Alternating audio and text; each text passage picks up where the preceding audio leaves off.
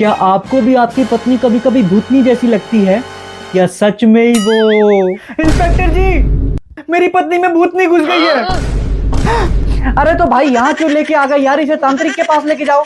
अरे तांत्रिक की दुकान बंद है, आपको ही देखना पड़ेगा। अरे अरे अरे, भूतनी नहीं है आपकी पत्नी में, ये नहाई हुई नहीं है बस, तभी तो चुड़ैल जैसी लग रही है। नहाई हूं मैं? तो वही तो मैं कह रहा हूँ बहन जी, ये भाई साहब भी बोले जा रहे हैं नहाती नहीं है, पता नहीं क्या क्या। आपको ऐसा क्यों लगता है कि आपकी पत्नी में भूतनी है? अरे इसे पता नहीं क्या हो गया, पागलों की तरह किचन की स्लैब को रगड़ती है। कल तो किचन की स्लैब के ऊपर चढ़ के उसको रगड़ रही थी। अब बताओ ये भूतनी नहीं है तो क्या है? भूतनी नहीं, तुम्हारी माँ है। 2 दिन बाद तुम्हारी माँ आने वाली है। इंस्पेक्टर साहब, अगर इनकी माँ को जरा सी भी गंदगी दिख जाती है ना तो ताने मार मार के मार देती है। मन करता है कि इनकी माँ के मुंह में पानी डाल के इनकी माँ का मुंह रगड़ के किचन साफ करूं, लेकिन माँ का मुंह तो रगड़ नहीं सकती। तो अब तुम घर चलो, तुम्हारे मुंह में पानी डाल के तुम्हारा मुंह रगड़ रगड़ के साफ करूंगी मैं अब। इंस्पेक्टर साहब इसे मना करो।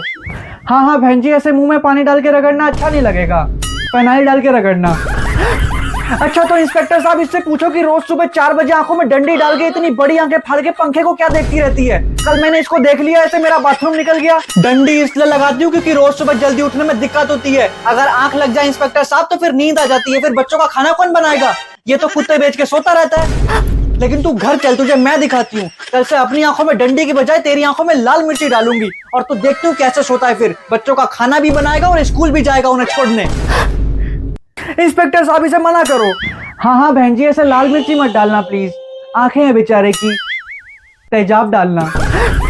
अच्छा तो इंस्पेक्टर साहब, अगर भूतनी नहीं है तो इससे ये पूछो कि कल पनीर की सब्जी बनाते बनाते सारा पनीर खुद क्यों खा गई? पनीर पनीर तो ऐसे कर रहा है जैसे शाही पनीर बन रहा हो। इंस्पेक्टर साहब 10 रुपए का पनीर लाके दिया था इसने, बस उसमें भी मैंने जरा सा नमक चेक करने के लिए थोड़ा सा टेस्ट कर लिया, कढ़ाई में देखा तो पनीर ही खत्म हो गया। खुद इतना सा पनीर लाके दिया, मेरे को बोल रहा है। लेकिन तू घर चल, तेरे को मैं दिखाती हूँ। अब खाना बच भी गया ना तो भी जानबूझ के खा जाऊंगे, फिर तू सो भूखा। इंस्पेक्टर साहब इसे मना करो भूखा सुलाने को।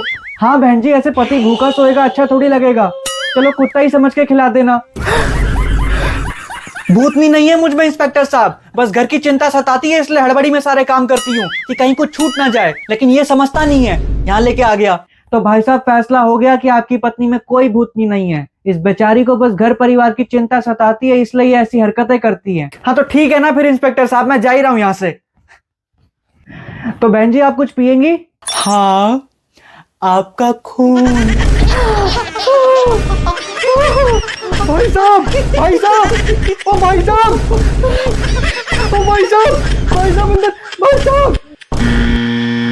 और अच्छी कहानी और किस्सों को देखने के लिए हमारे चैनल को सब्सक्राइब कीजिए।